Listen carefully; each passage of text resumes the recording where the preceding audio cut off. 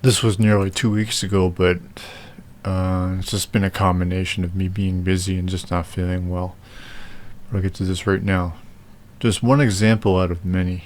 Let's say if 10 people were in a room, are in a room and 10 of them fart, and increasingly the room temperature, and only the one stupid one charges carbon tax. Okay, so now I agree that giving people money is not really a solution to the problem. Tax on its citizens thinking it's going. Yeah, I agree with this. Looking at my bank account, first time, 2 years ago, seeing, I think, what was it called, the climate incentive, and just looking at that, I remember thinking, what the fuck? Seeing the word climate, it was obvious to me that it was a monetary response to, obviously, climate change or whatever. And yeah, that was my reaction to that. But I agree that buying people out essentially is not the solution to anything like this. But the problem is, what is anybody doing about the government who doesn't seek to solve such problems? You guys want to point your finger at the government every time the government fucks around or does whatever, or doesn't do whatever. But what are you guys doing? Are you guys making any kind of effort toward anything? Or are you only interested in blaming? It's the same with the Republicans, MAGA or whatever. It's always blame, blame, blame. Point fingers. Now, what we should be doing is obviously finding who is responsible for whatever, X or Y, but to blame them and, you gotta solve the problem. Now, if you're unable to do that, then who are you any of you guys, to blame the government or any particular politician? Answer me that. As for inflation, well, response to that would be what I would call, I guess an inflation card. It's like a credit card only for inflation. You insert it into the device when you pay for whatever, and the credit card will bring the price up of what the product was 2 or 3 years ago before this recent raise of inflation. And, that's the price you pay. And it would all be based on a website listing every possible product in any given country and the original price of it.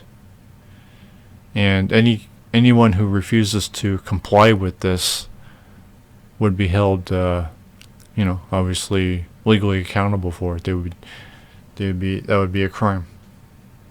So now the thing is, what would you think of that? And if you don't like it, well, who are you to even say anything when you don't have a fucking potential solution to the problem of inflation in this case? That would be my question for you. So that's 2 questions so far. What are you guys doing other than blaming the fucking government while doing nothing yourselves about either the problem or the government that's faulty, obviously? And what's your idea for inflation if you don't like mine? Or who are you to even criticize mine, as you don't have one, as I would imagine would be the case. And all the others not charging tax on their citizens. Yeah, I agree with you, but for different reasons. Second, if you open the floodgates of mass immigration without having a plan to house them, provide jobs,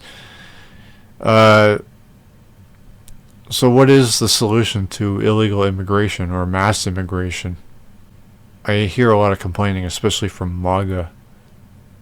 Nobody in the MAGA movement gives a damn about psychology. They don't care why any of these foreigners are trying to get into America illegally. They only think in terms of security and consequences. Well, authority. If it's either not authoritarian or Trump didn't do it, they don't like it. So, there's nothing. You guys aren't interested in solving problems. And the government this, government that. What's blame, blame, blame, blame? That's all you guys want to fucking do. I mean, take some responsibility for yourselves. Maybe Obviously, the government is irresponsible and they can't be trusted. But what are you guys doing? Nothing.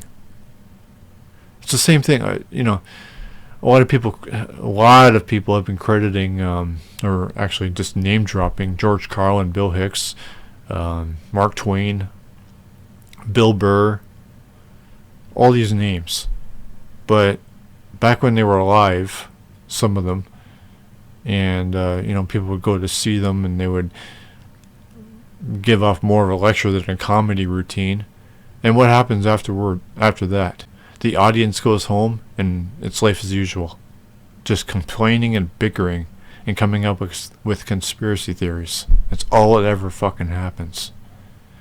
And then you got people, oh, you got to think positive. No, let's look at reality for what it is and let's deal with some problems here.